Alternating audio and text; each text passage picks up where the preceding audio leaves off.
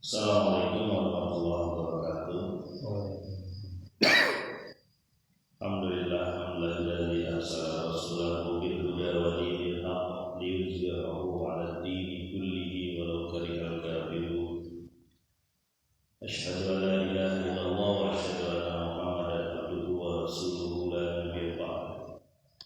Allahumma shalli wa sallim wa barik 'ala sayyidina Muhammadin wa 'ala alihi wa sahbihi ajma'in. Ayyuhan nas ittaqullaha haqqa tuqatih wa la tamutunna illa wa antum muslimun. Sadaqallahu wa sadaqa rasul karim. Alhamdulillahirabbil alamin, jamaah kampung taqwa rahimakumullah. Kita sudah sampaikan kemarin bahwa orang-orang yang membaca Al-Quran Alkitab ini mempunyai kemauan dan kemampuan beramal soleh dengan menegakkan sholat, menginfakkan apa yang dia diberikan rezeki padanya, baik secara rahasia ataupun secara terang-terangan, dan mereka mengharapkan perniagaan atau perdagangan yang tak pernah rugi, yaitu perdagangan atau perniagaan dengan Allah Subhanahu wa taala. Untuk disempurnakan balasan bagi mereka, ditambahkan karunia bagi mereka, dan Allah Maha Pengampun lagi Maha Bersyukur. Kita lanjut di ayat yang ke-31 surat Fatir. Bismillahirrahmanirrahim. Walladzi auhayna ilaika minal kitab wal haqqu musaddiqan lima baina yadayhi innallaha bi'ibadihi lakhabirum basir. Dan yang kami wahyukan kepada engkau dari Alkitab, ya Muhammad, dia benar dan membenarkan kitab sebelum kamu, sebelum kalian, atau membenarkan kitab yang ada sebelumnya. Sesungguhnya Allah terhadap hambanya Maha teliti dan Maha melihat. Ini arah pembicaraan kepada Nabi Muhammad SAW.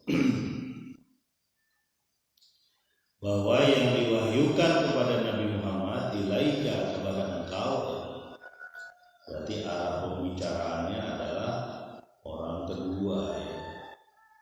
Nabi Muhammad disebutkan di sini sebagai kata-kata ilaika, kitab yang diturunkan kepada engkau, ya Muhammad. Itu adalah benar, kebenarannya sudah nyata, baik yang tersirat atau yang tersurat. Siapa yang tersirat? Yang tersirat adalah alam ini, ya. Kemarin kita sudah sampaikan panjang lebar, ya. Bagaimana ada warna, ya. Warna juga adalah bagian dari kekuasaan Allah. Yang tersirat adalah alam ini, kauniyah.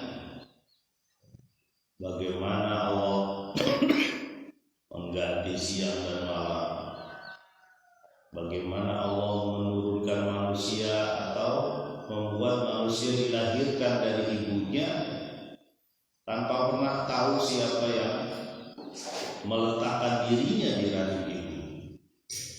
Jadi manusia sangat bodoh jika tidak yakin bahwa dia akan hidup kembali setelah mati. Kenapa dia yakin dia ini hidup setelah sebelumnya enggak ada? Jadi kadang-kadang kita menganggap akhirat itu enggak ada karena kita menganggap kalau sudah mati sudah selesai. Itulah yang ada di pikiran orang-orang yang ingkar, orang-orang yang kafir. Jadi kitab alam semesta ini sudah disebutkan berkali-kali ya di dalam Al-Quran. Bahkan banyak surat-surat yang menunjukkan alam semesta ya. Asyam, Al-Qamar, An-Nahl, Al-Ankal gitu. Banyak sekali. Dan apa kitab yang tersurat? Kitab Al-Quran yang ada, sehingga ada hubungan antara Al-Quran dengan alam ini, karena satu yang menciptakan. Allah tahu betul tentang manusia. Jadi huwal haqq, dan dia benar. Musaddiqan lima baina yadayhi, membenarkan apa yang ada di tangan mereka sebenarnya. Yadayhi, siapa yang di tangan mereka? Kitab-kitab sebelumnya, yaitu Taurat, Zabur, Injil.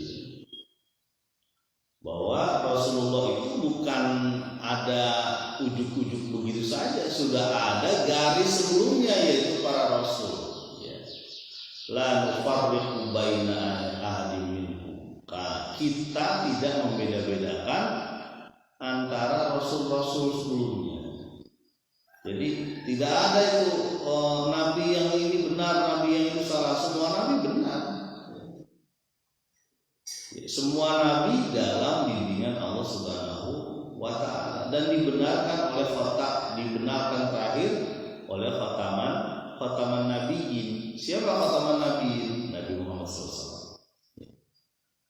Jadi ketika sudah ada Al-Quran, itu menghapus kitab-kitab sebelumnya ya. Karena suatu ketika Umar bin Khattab memegang lembaran mushaf Taurat ya. Ketika dipegang, itu Nabi melihat. Nabi sampai mengatakan, kalau Musa ada sekarang, Musa akan ikut denganku. Artinya supaya apa? Supaya udah gak usah lihat yang lain-lain, yang dilihat adalah Al-Quran. Karena sudah cukup. Kandungan yang ada di Taurat itu ada dalam Quran. Bahkan disempurnakan. Walaupun ada yang berbeda, misalnya makanannya. Ya. Sebenarnya dulu banyak makanan yang dihalalkan oleh Allah kepada Bani Israel, tapi Bani Israel sendiri mengharamkannya. Ya.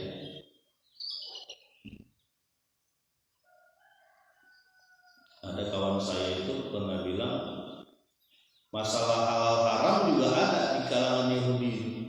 Dia tidak mau untuk makanan tertentu, dia sama atau tidak mau untuk makanan tertentu, tidak boleh. Tapi kadang-kadang itu dibuat-buat sendiri. Ya. Kan kaidahnya begini, ini yang harus kita ingat. Seluruh makanan itu halal kecuali yang diharamkan. Itu harus diingat. Dibalik, seluruh ibadah itu haram kecuali yang dihalalkan. Itu harus diingat sama teman-teman kita bersama ya.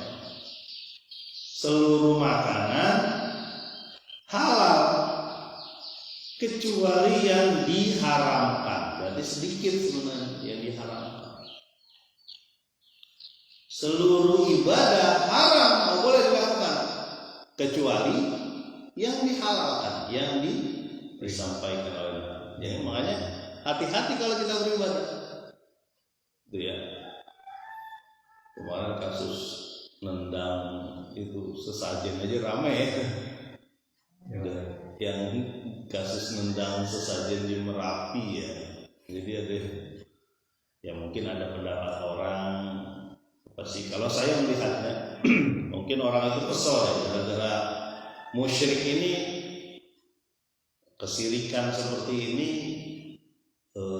bencana datang, makanya dia tendang gitu. Tapi dia udah minta maaf.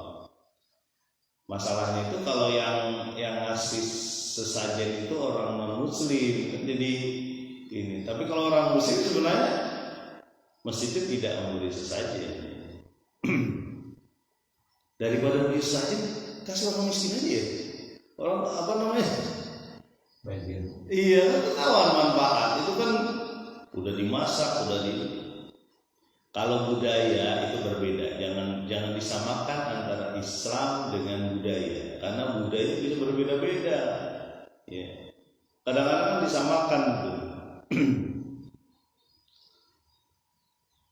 Nah, kalau non Muslim yaitu kita toleransi lah. Kalau non Muslim yang menaruh itu ya kita toleransi. Artinya toleransi. Memang sulit pada saat itu, gimana tahunya dia Muslim atau non Muslim, yang meletakkan saja di situ kan gitu. Ya, kita pahami bahwa sebagian umat Islam di Indonesia ada, mungkin kalau yang menaruh itu orang Islam, sebagian umat Islam di Indonesia ada yang membolehkan sesajen. Cuma masalahnya, apakah sesajen itu dibolehkan dalam Islam? Itu kita cari lagi. Innallaha bi'ibadihi lakhabirun basir. Sungguhnya Allah tahu banget terhadap hambanya itu sangat teliti dan melihat. Jadi dia tahu apa yang ada yang diperlukan hambanya. Makanya dikirim Al-Quran. Dia tahu apa yang diperlukan hambanya, apa yang dibutuhkan, bahkan apa yang diarahkan, bahkan lebih tahu dari ibunya. Makanya ada disebutkan ayat tentang persusuannya, disusukan selama 2 tahun. Diingatkan oleh Allah Subhanahu wa taala bahwa begitu pentingnya ASI.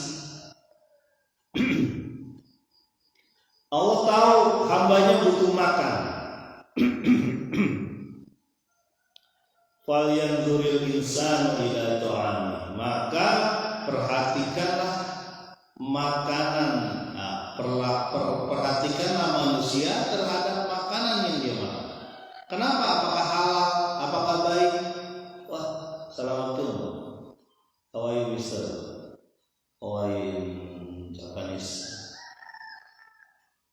This is our speech in Indonesia. I'm sorry, in Indonesia, not in English. Insyaallah, we are brother. Assalamualaikum warahmatullahi wabarakatuh.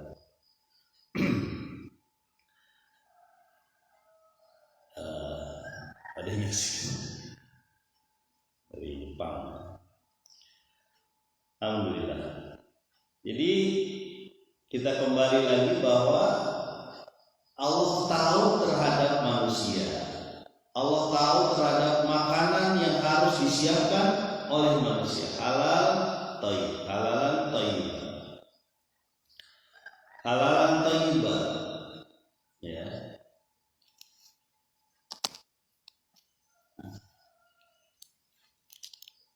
Kemudian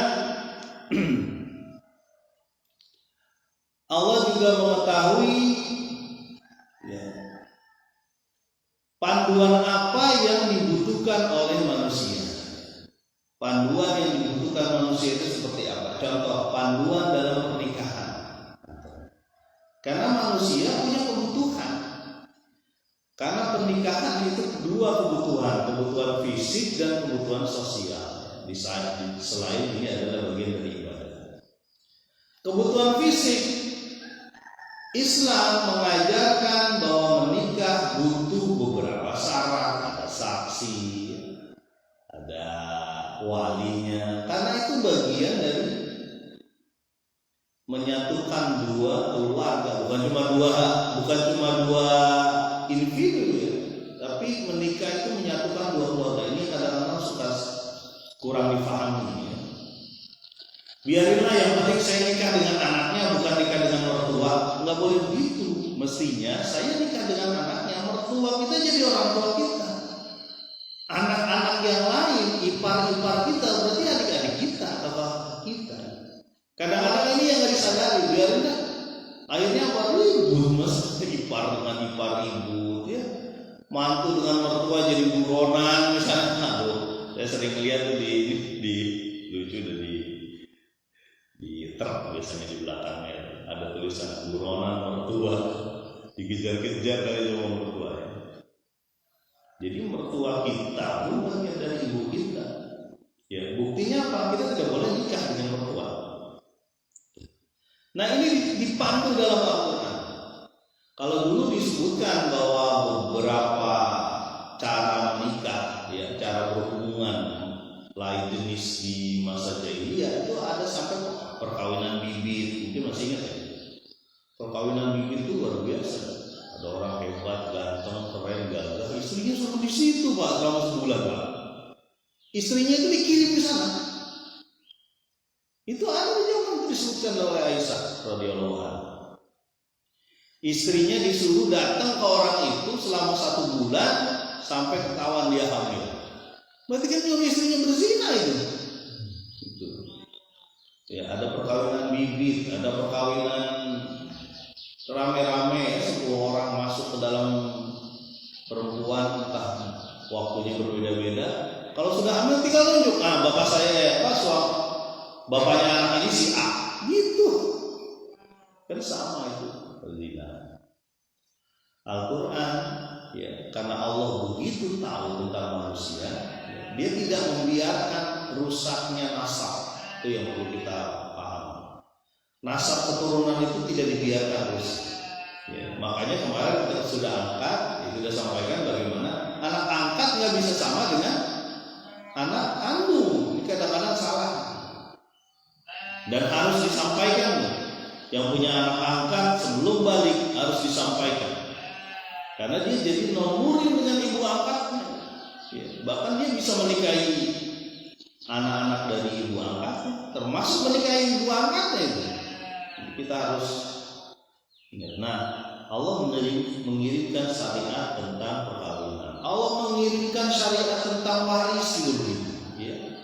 Tentang waris, tentang kewajiban berinfak. Karena kita tahu manusia kalau nggak keluar uangnya itu jadi pelit gitu ya.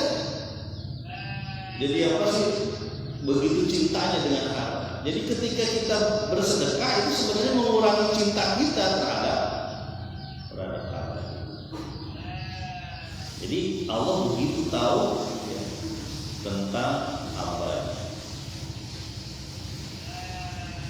La khabiru basir, ya. Ayat selanjutnya ayat ke-32.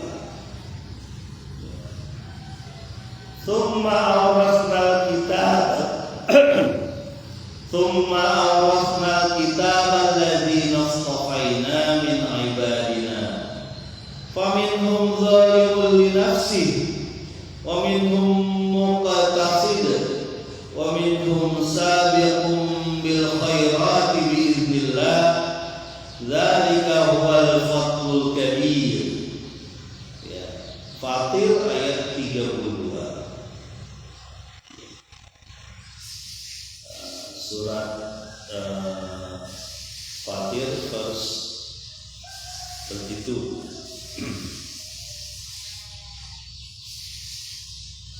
Lalu kami wariskan, Tuma awrasnal kitaba, kami wariskan kitab ini kepada orang-orang alladzina istafaina, yang kami pilih, ya,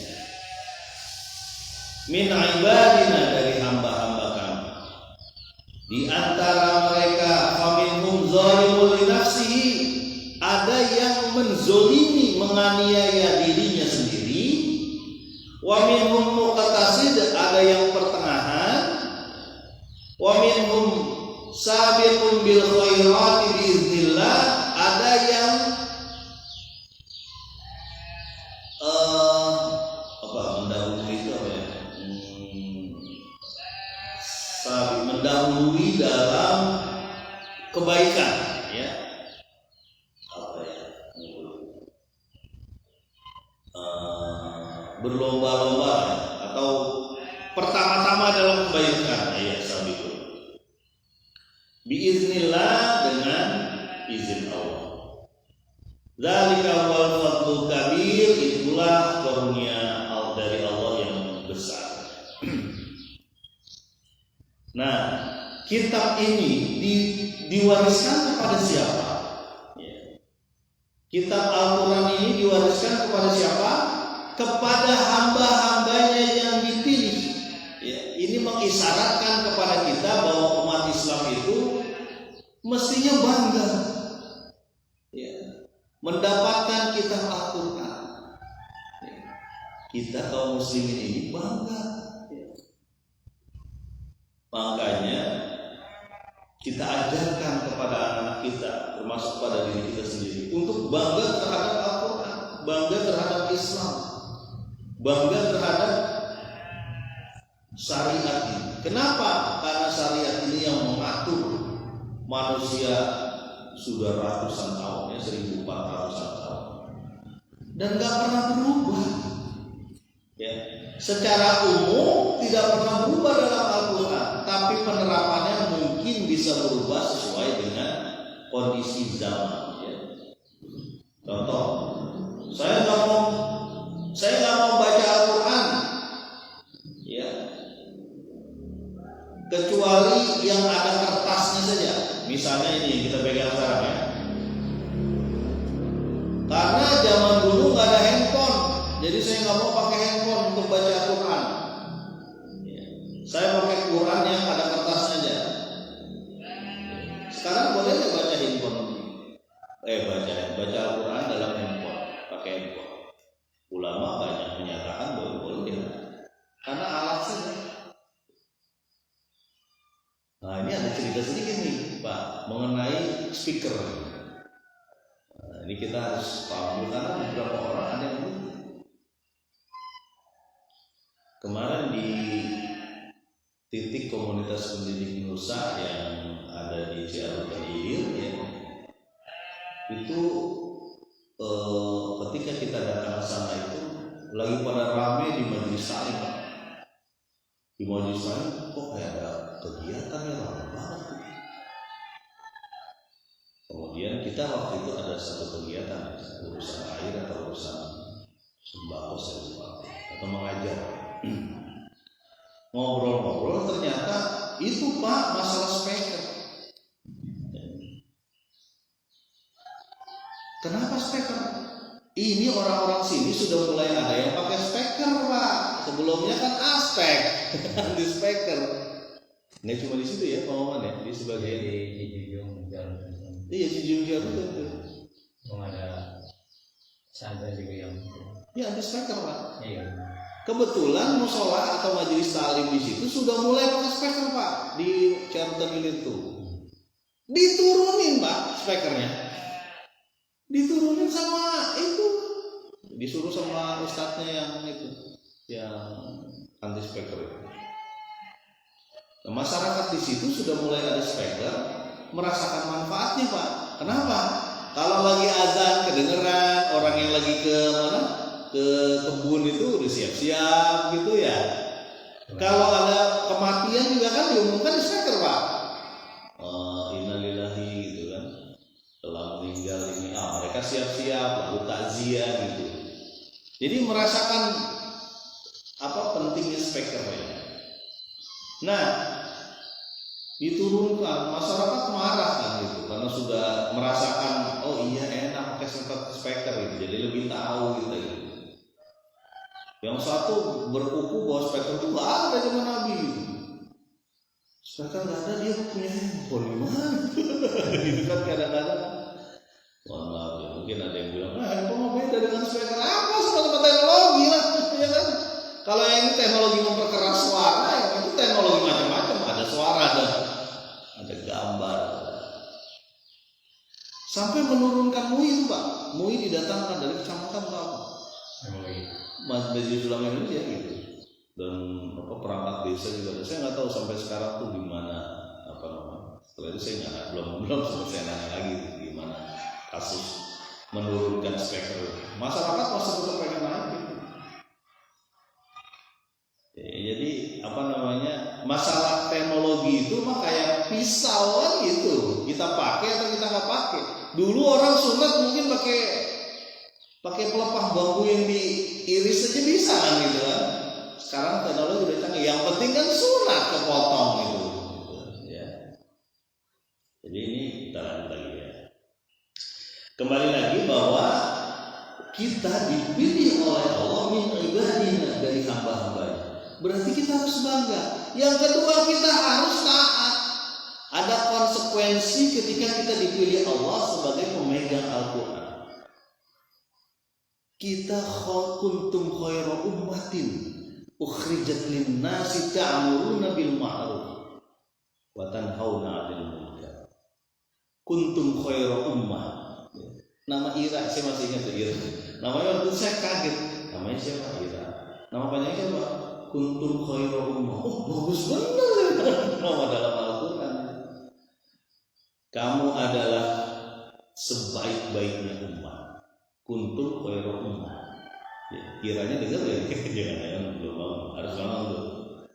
Kuntum khairu ummah ukhrijat linnas, yang dikeluarkan dari manusia. Ta'muruna bil ma'ruf, yang menyeru kepada kebaikan, wa tanhauna 'anil munkar, dan mencegah kemungkaran, wa tu'minuna billah, dan beriman kepada Allah. Umat muslim itu terbaik. Tapi ada syaratnya, Pak. Ini yang harus kita ingat. Syaratnya adalah menyeru kebaikan, mencegah kemungkaran, beriman, beramal soleh. Kalau enggak sama aja kayak keledai yang mengangkut kitab-kitab. Dia nggak tahu bahwa kitabnya itu begitu berharga. Bagi keledai satu ini. Yang penting dia angkut aja. Ya. Padahal begitu berharga. Jadi kita harus yakin dan kita harus punya daya untuk menunjukkan bahwa kita itu terbaik. Kita itu adalah umat yang dipilih oleh Allah. Ya. Ini harus bangga gitu. Pakai jilbab bangga gak? Bangga. Allah yang menyuruh kita pakai jilbab. Ya. Ke masjid bangga gak? Bangga. Harus kita tunjukkan kebanggaan itu, dan kalau perlu kita ajak orang. Bukan kalau perlu, ya memang perlu ajak orang. Wa minhum faminhum zalimun li nafsihi, di antara mereka orang-orang yang dipilih Allah memegang kitab ini, yaitu kaum muslimin, ada yang menganiaya diri sendiri, ya. Ada yang kalau bahasa kita maksiatnya lebih banyak lah daripada ibadah. Ya. Siapa yang maksiatnya lebih banyak daripada ibadah macam-macam? Mungkin ada yang melakukan dosa besar, ya. Mungkin ada yang melakukan pembunuhan, perzinahan, ya, pencurian, korupsi dan sebagainya. Ada kaum muslimin ada yang begitu. Ada. Permasalahan ini jadi, ini saya gambarkan 3 dulu ya. Pertama, zalim terhadap dirinya, zalimun li nafsihi. Kedua, muqtasid, pertengahan antara zalim dan adil, ya berarti antara mengerjakan maksiat dan mengerjakan kebaikan, taat, itu kira-kira imbang. Ini bagian kedua dari ayat ini. Pembagian manusia yang dipilih Allah. Nah, yang ketiga, sabiqum bil khairat, mendahului dalam kebaikan, orang-orang terbaik. Jadi ibadahnya jauh lebih hebat dibanding maksiat. Ini ada 3, dan 3 ini ulama banyak berbeda pendapat. Masuk surga kan 3-3-nya, gitu masalahnya. Beberapa pendapat menyatakan bahwa semuanya masuk surga karena dia muslim, gitu. Ya. Kalau yang zalimul li nafsihi, ya, dia zalim terhadap dirinya sendiri, masuk surga enggak? Masuk surga karena rahmat Allah. Nah, gitu. Ada yang berpendapat begitu. Cuma pertanyaannya, dia harus dihisab enggak? Ya dihisab. Dia harus dibakar dulu kan dosanya. Dibakar dulu dosanya gitu.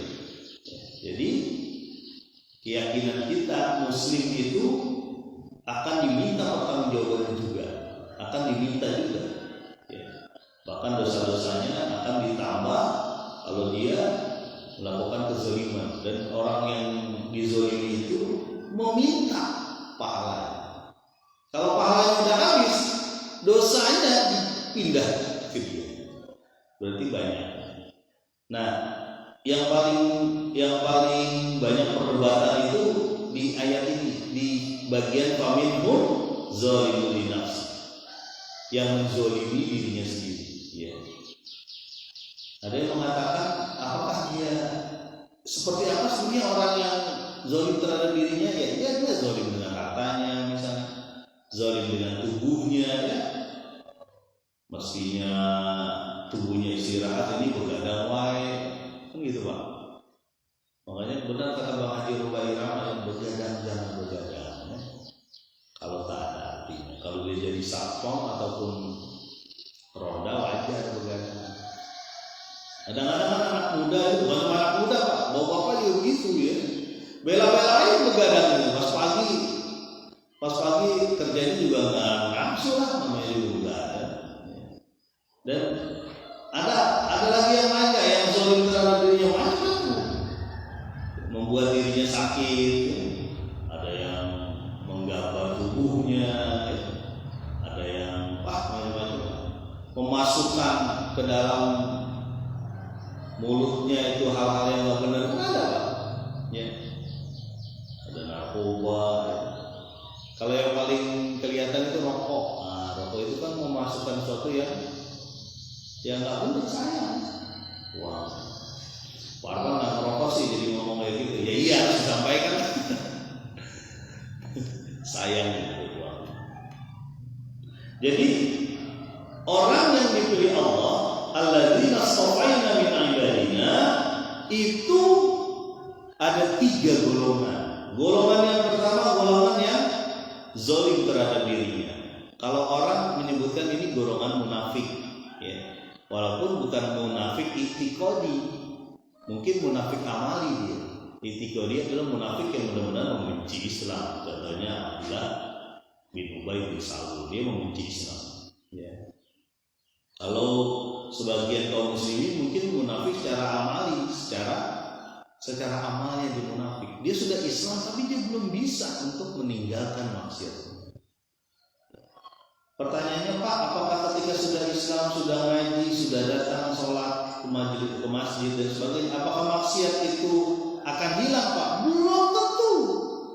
Itulah perjuangan kita terus-menerus sehingga kita hatta yakin, sampai kita yakin. Apa keyakinan itu? Meninggal.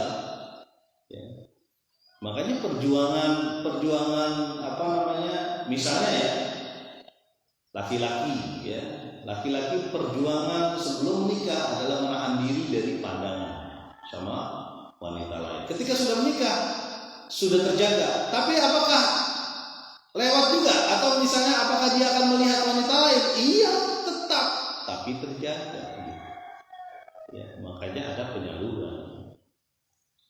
Sama, mungkin sebelum menikah dia rajin mengecek dari mana uang saya berada. Ya. Ketika sudah menikah, itu ada ujiannya. Sahabat ini Pak, yang penting dapat duit. Nah, itu ujiannya. Gitu. Ujiannya ketika ada dorongan dari keluarga. Dan salah satu negeri kita sebelah itu, ya, korupsi sekian triliun itu dorongan istrinya. Dan terlihat istrinya itu pakaian macam-macam, tasnya, ininya, gelangnya, mungkin mobil mewah. Kelihatan. Kalau di Indonesia ada yang begitu, kelihatan juga. Mungkin dia aman-aman aja, santai-santai aja, tapi dia punya properti dengan nama orang lain, gitu Pak. Ini saya sampai disampaikan begini.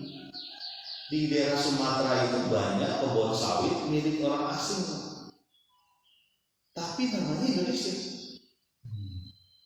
Jadi gimana caranya? Ini disampaikan sendiri sama orang Medan kalau nggak salah. Bukan berarti ini ya. Kalau nggak salah orang yang menyebutkan saya itu orang Medan.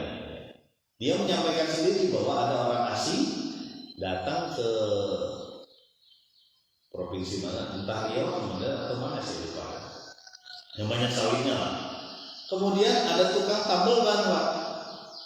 Itu disampaikan, kamu mau nggak dapat sekian hektar sawit? Ini mau. Ya udah kamu beli ini uangnya. Tapi 10 tahun yang akan datang atau 5 tahun yang akan datang sawit itu jadi milik saya 50% gitu. Sisanya nggak apa-apa buat Anda. Ya, ataupun 70%. Mau dikasihlah uang ratusan juta ya, beli sawit.